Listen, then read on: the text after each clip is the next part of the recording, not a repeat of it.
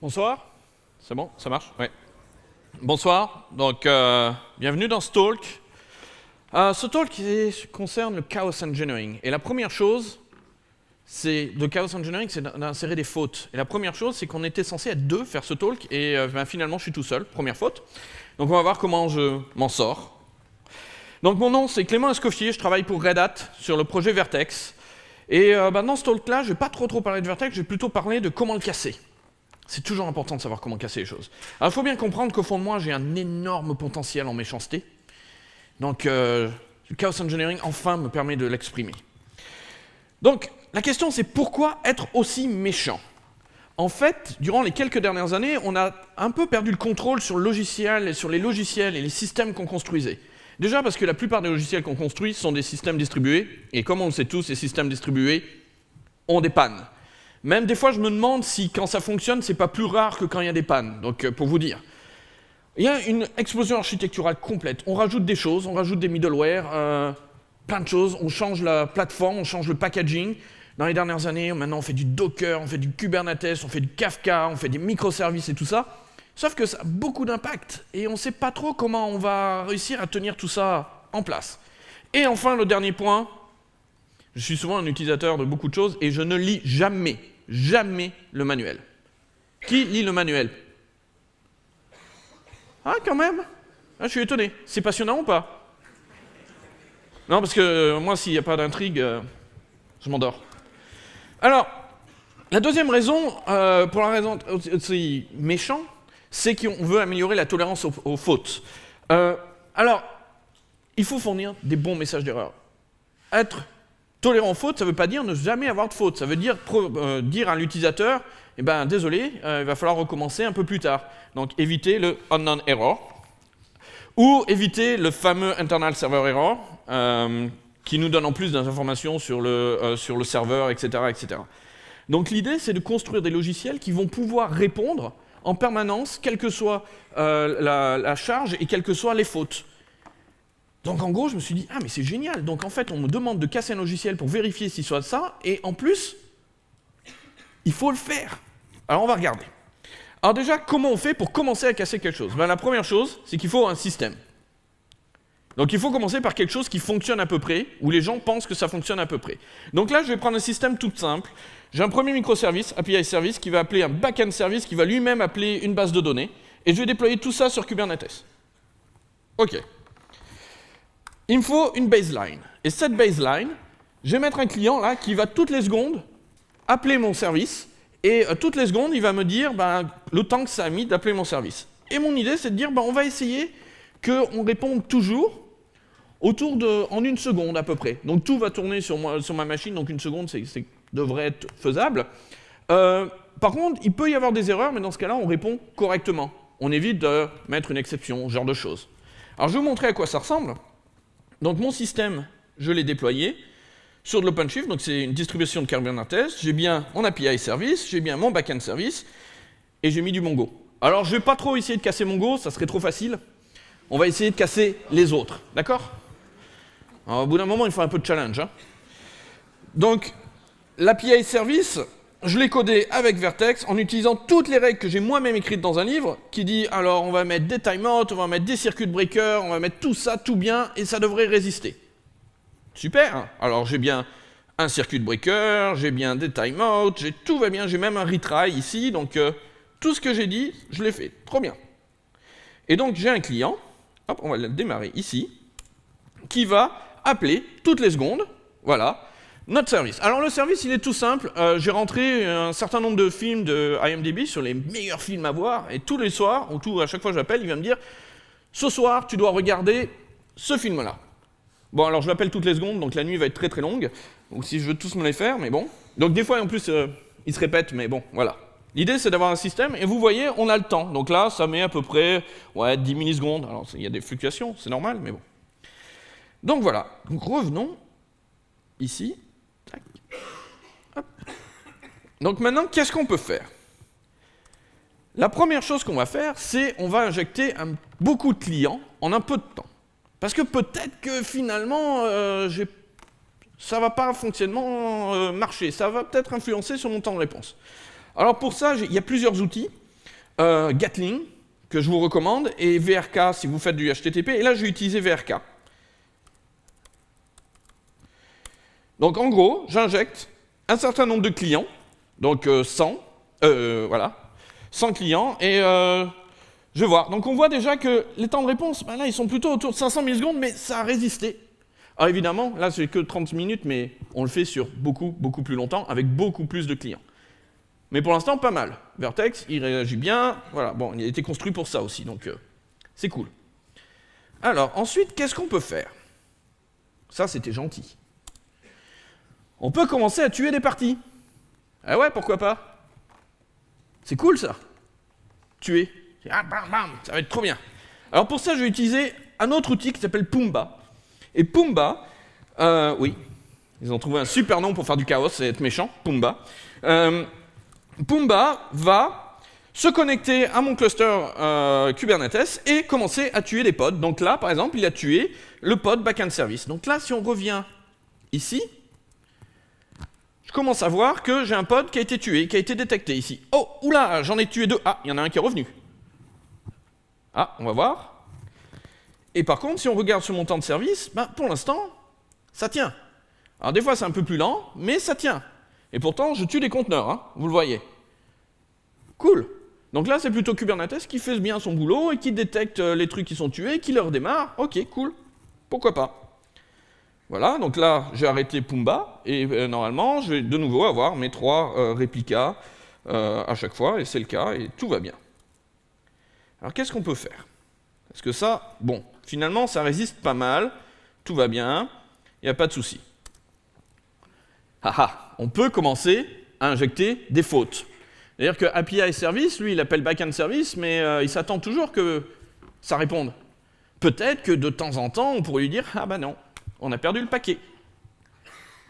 Là aussi, on va utiliser Pumba, et Pumba va nous permettre d'introduire des fautes, un pourcentage de fautes sur ce lien-là.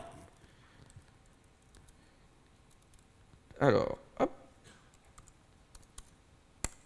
Voilà. Tac. Ah, alors là, on voit déjà que les temps de réponse sont plus longs, là. Parce qu'on est obligé de faire des retries. On est au-dessus de la seconde. Mais ça tient. Ça tient.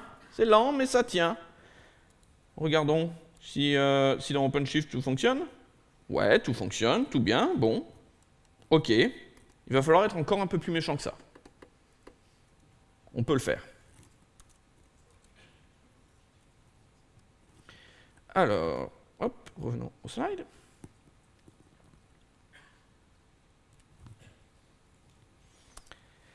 On peut commencer à ne pas faire des fautes. Parce que les fautes, injecter une failure ou casser un template, c'est facile. Casser un lien, c'est facile. Ce qui est beaucoup plus drôle, c'est d'augmenter la latence sur un lien particulier. Pourquoi? Ben parce que, en fait, quand on injecte une faute, on détruit le paquet donc n'arrive pas, ben l'API service il dit bah non, ça n'a pas répondu en X millisecondes, on réessaye. Quand la latence est plus grande, il va se dire ah ben oui, mais il n'a pas répondu en X millisecondes, ah mais je vais réessayer. Sauf que finalement, l'autre il a répondu. Donc il se retrouve à avoir beaucoup plus de trafic sur ce lien-là, à cause des retries qui ne sont pas forcément la meilleure idée que j'ai eue à ce moment-là. Mais bon, voyons voir. Alors, hop, non, il me faut, tac, on va regarder ce qui se passe ici.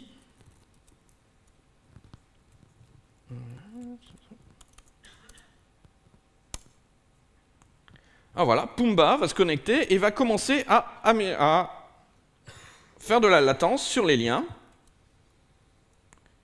Et ça se passe pas trop mal. Ah, non, ça va.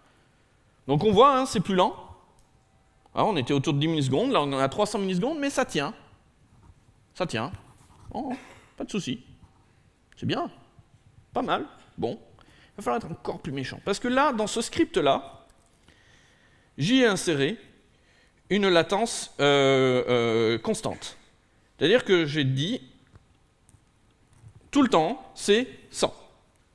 Sauf qu'on sait très bien que dans la vraie vie, c'est jamais 100. C'est des choses qui varient, etc. Et là, on va commencer à rigoler. quand on met de la latence un tout petit peu plus haute. Oh, j'ai oublié, j'ai tué mon client. J'ai pas tué le bon. Voilà, donc là, tout est repassé. Donc on va essayer avec plus de latence. Oula, oula. Ah. Bah finalement, quand j'insère un peu plus de latence, j'ai enfin atteint le niveau de méchanceté. J'ai enfin réussi à tuer le truc. Mais on va être malin, on va regarder ce qui se passe côté Kubernetes. Hop. Oula. Tous les pods là, alors ce bleu clair veut dire que les pods ne sont pas prêts. Alors pourquoi? Parce que Kubernetes, il a des live checks et il va demander à chaque fois s'il est prêt. Sauf que, voilà, là ce qui est en train de se passer, sauf que, comme j'ai augmenté la latence, eh ben il se retrouve à demander si le pod il est prêt, le pod il répond pas dans le temps imparti, donc il considère qu'il est mort, alors qu'il fonctionne très bien mon pod. Et voilà comment j'ai cassé ma prod. Je n'ai plus de pod backend service. Tout simplement en insérant un tout petit peu de latence sur un lien. Alors on voit que le client, il continue à répondre. Alors on n'a plus de oh no, etc. Il s'est stabilisé. Il y a un circuit breaker qui est là qui dit bah non, ça marche pas, ça marche pas, ça marche pas. De temps en temps, on va avoir une exception. Ah, tiens.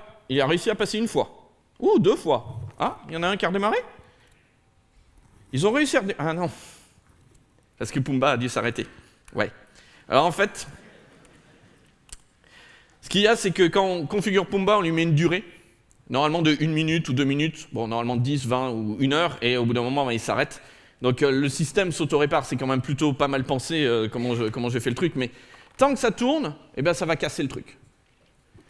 Donc en fait, on s'aperçoit que malgré toutes les règles de résilience que j'avais mises en place, malgré toutes les bonnes pratiques de Kubernetes que j'avais mises en place, on est capable de tuer le truc quand même. C'est cool. C'est cool. Donc il faut quand même réfléchir à comment on va construire ce truc-là pour que ça fonctionne un peu mieux. Oula, là on a carrément une connection refused. Là, c'est vraiment... Tout est parti en live, c'est ça? Ah ouais. Alors, il y a plein d'autres choses qu'on peut faire. Alors, comme c'est que 30 minutes, je n'aurai pas forcément le temps de tout montrer.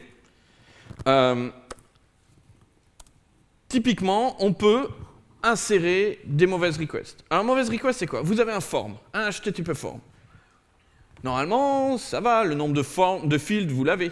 Essayez d'injecter des requêtes qui en ont plus ou moins. Ou alors, où les valeurs sont totalement démentes. Par exemple, il y a un upload de picture. C'est bien un upload de picture. Qu'est-ce qui vous empêche de mettre une picture de 1 giga ou 2 et puis d'en avoir 100 en même temps? Juste pour voir comment votre système il réagit. Donc voilà, fluctuer sur la taille des requêtes, sur les petites requêtes, les rolling updates. Ah ça c'est une joie. Vous avez une base de données, vous avez des données. Et tout va bien, votre système il fonctionne. Et puis là, vous dites, tiens, qu'est-ce qui se passe si je mets à jour? Alors vous le faites, sans charge. Tout va bien, ça se met à jour, vous ne perdez pas de données. Mettez un peu de charge, mettez un peu de latence à ce moment-là. Et là, vous commencez à voir votre système devenir tout rouge, comme on a vu. Et pourtant, c'est ce qui va se passer en prod. Ça va arriver. Pumba, il s'est tué. Donc ça, c'est facile. Le seul truc, c'est que des fois, ce n'est pas tout un composant qui réagit mal, c'est juste une sous-partie. Donc là aussi, insérez des flags, activez-les, désactivez-les, et regardez comment le reste. Alors, est-ce qu'il faut communiquer sur ça ou pas avec les restes des équipes? On va le voir, peut-être, peut-être pas. Là, mon dernier petit plaisir, c'est je tue une région du cloud. C'est-à-dire j'ai une application qui est distribuée sur 3 clouds, et j'en tue un. C'est-à-dire que les 2 autres, ils n'ont plus accès à celui-là. Et puis je vois comment ça se rebalance. Ou comment ça se rebalance pas. Actuellement, j'en suis à cette étape-là, on va essayer d'améliorer les choses pour que ça se rebalance correctement. Donc l'idée, c'est que vous deveniez vraiment, vraiment Mr. Mean. Monsieur méchant. À ne pas confondre avec Mr. Bean qui lui fait du Spring. Hein. Attention, il y a une différence. Une lettre, mais... Voilà. Allez bien.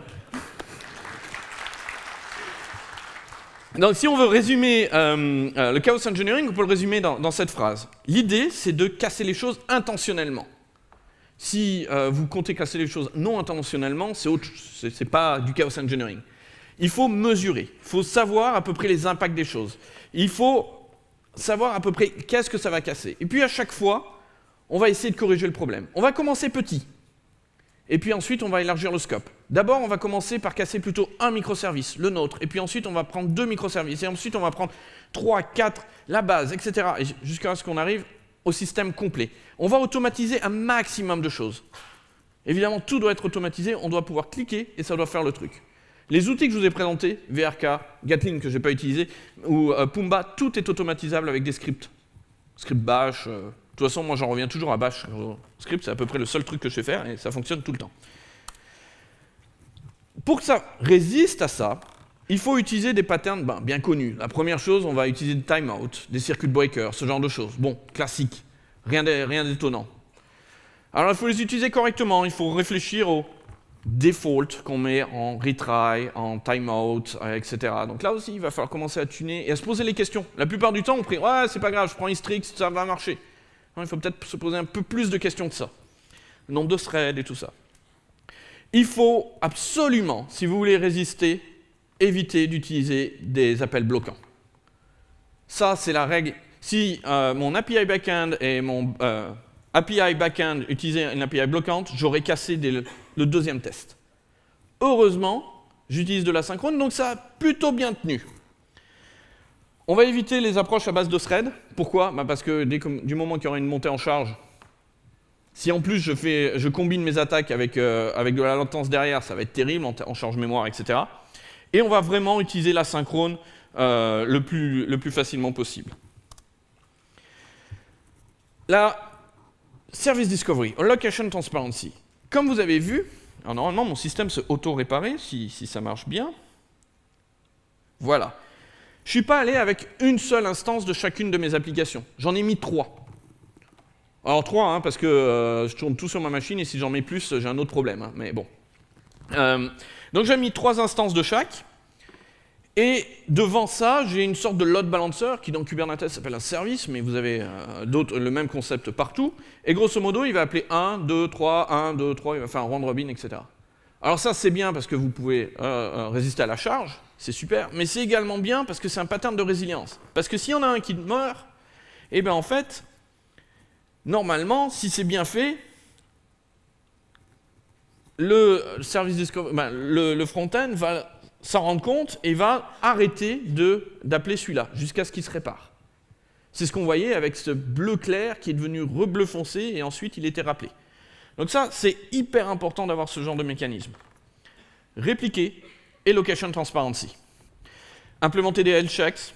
Alors health checks, ça peut être du Nagios, etc. Ça peut être également business. Savoir si ça fonctionne ou pas, si votre système fonctionne ou ce genre de choses. Un des points, quand tout ça ne fonctionne pas, quand vous avez encore des problèmes, alors là c'est plutôt drastique comme refactoring, c'est qu'on va utiliser des message queues au lieu de faire des appels REST. C'est bien, on va mettre des systèmes, on va mettre des messages, on va les mettre dans des queues, et puis en plus du découplage du service discovery, donc découplage de position, on a un découplage temporel, c'est-à-dire que même s'il n'y en a plus de ce côté-là, s'ils sont tous morts, mon backend service est complètement mort, mes 3 rouges, et c'est pas grave parce que mes messages ils sont dans la queue et quand ils vont revenir, ils vont pouvoir prendre mes requêtes et les gérer. Donc ça, c'est hyper utile si vous ne pouvez pas vous permettre de perdre une requête. Par contre, comme j'ai dit, ça augmente la complexité architecturale. Il vous faut un message broker. Un message broker, c'est pas donné. Le configurer, c'est encore moins donné. Donc il faut penser à tout ça. Et puis évidemment, une fois que vous avez un message broker, il faut penser à comment vous allez le casser. Eh oui. À chaque fois que vous allez rajouter un élément dans votre architecture, vous avez l'architecte qui va dire « Ok, on va le mettre, ça va être trop bien », et vous devez penser « Attends, alors comment je vais casser ça ?» C'est une autre mentalité, mais c'est trop bien. Tout le monde vous déteste, mais bon, c'est pas grave. C'est pour le bien de tout. Alors, à la fin, et je vais terminer là-dessus, en fait, tous ces systèmes que je vous ai dit pour mettre et pour améliorer la responsiveness de votre système, en fait, ça a déjà été défini il y a quelque temps, avant même l'arrivée de Chaos Engineering. Et ça s'appelait des systèmes réactifs. Et en fait, l'idée, c'est de partir de dire, ouais, tout va être à base d'événements et de messages, Comme ça nous donne un découplage temporel, un découplage en position. Et puis grâce à ça, on va être résilient, parce que les messages ils vont être là si ça se tue, etc. On peut imaginer un système de hack. On va être élastique, parce que si j'ai trop de messages, j'ai juste à démarrer un autre consommateur. Et donc le tout me donne un système qui va résister aux attaques qu'on fait en chaos engineering. Alors, est-ce qu'il faut faire ça de A à Z? Probablement non, ça dépend de votre système. Ça dépend du type de chaos que vous voulez insérer. Il y a du chaos où ça ne vous intéresse pas particulièrement, parce que typiquement, une montée en charge, si vous faites un système en intranet où vous savez que vous n'aurez pas plus de 10 utilisateurs, ça ne sert à rien de simuler une montée en charge. Par contre, tout le reste, la latence, etc., ça, c'est des choses qui sont importantes à tester. Je vais m'arrêter là. Si vous avez des questions, il y a un truc. Les démos sont toutes disponibles sur sur GitHub, ici. Donc vous pouvez le tester. Vous pouvez utiliser. Donc il y a des scripts pour montrer comment utiliser Pumba, comment utiliser. J'ai perdu mon micro. Quelqu'un a essayé de le casser, tout ça. Bon. Je vais résister, vous avez vu. Donc toutes les démos sont ici. N'hésitez pas à les utiliser, à regarder les outils. Donc Pumba, c'est un des outils. Il y en existe d'autres. Moi, j'aime bien le nom. Ça m'a attiré. Je me suis dit ça va être un truc super sympa pour faire du chaos. Appliquer du chaos engineering, c'est une autre mentalité, mais c'est également extrêmement intéressant. Nous, personnellement, je le teste énormément sur Vertex pour vérifier que tout ce qu'on a implémenté fonctionne comme on l'a dit. Quand je dis que ça résiste aux pannes et que ça résiste à la charge, c'est parce qu'on l'a testé avec ce genre d'outils. Et on montre bien que ça s'auto-répare, qu'il y a ce genre de choses. Je vous remercie. Et puis si vous avez des questions... Oh.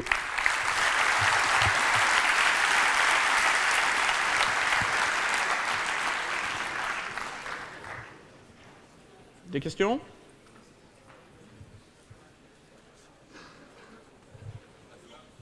Ah, pardon. Oui. Pardon.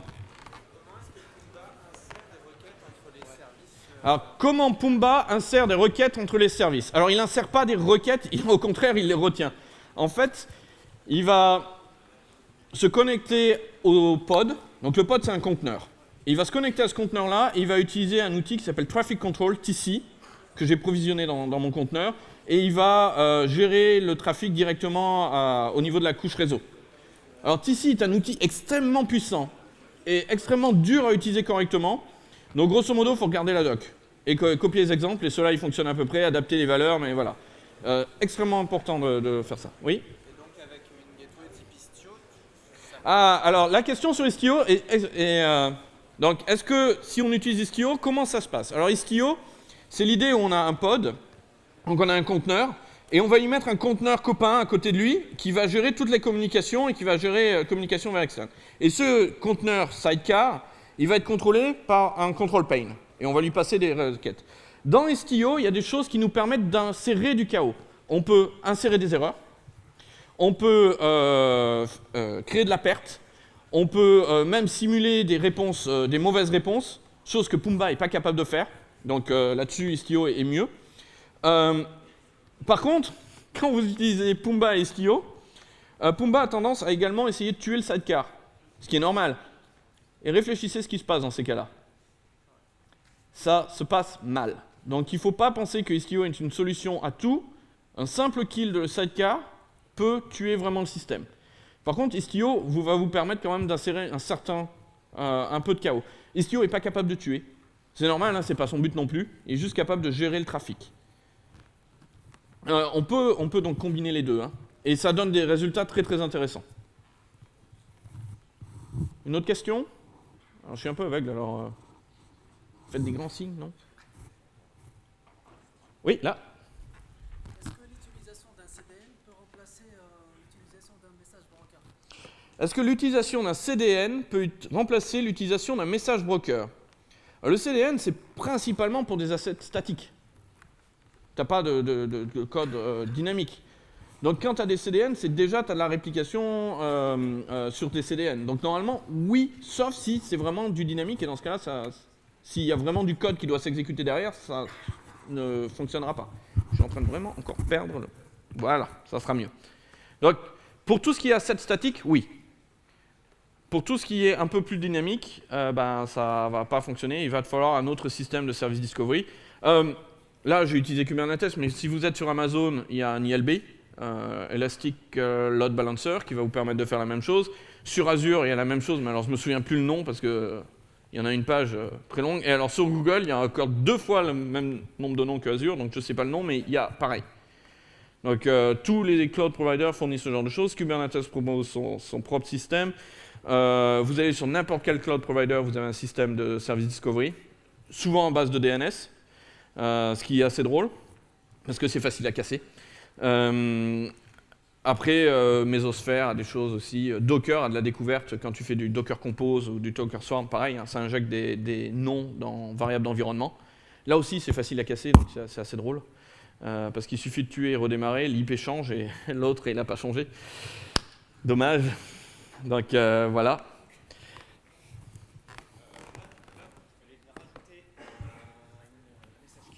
Oui. Pallier un peu au chaos.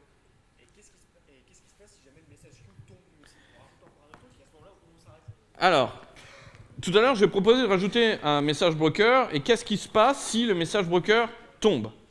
Et la question, voilà, elle est parfaite parce que c'est ce genre de question qu'il faut se poser quand on va rajouter ce genre de solution à une architecture existante. Qu'est-ce qui se passe si ça tombe? Alors les messages brokers, aujourd'hui, ils sont relativement intelligents pour être répliqués et pour résister plus ou moins à tomber. Maintenant, si tous y tombent en même temps, j'ai un peu envie de te dire, bah, t'es mal, quoi. Alors, la plupart implémentent de la persistance, donc quand tu vas redémarrer, il va retrouver l'état dans lequel il est tombé, mais tout ce qui est en in-flight va être perdu. Pas forcément acceptable. Donc il faut se poser la question.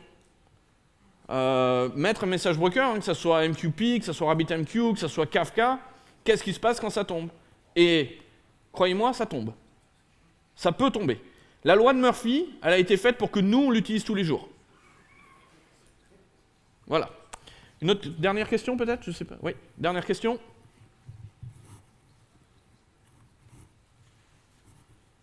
Eh ben non. Bah, merci beaucoup.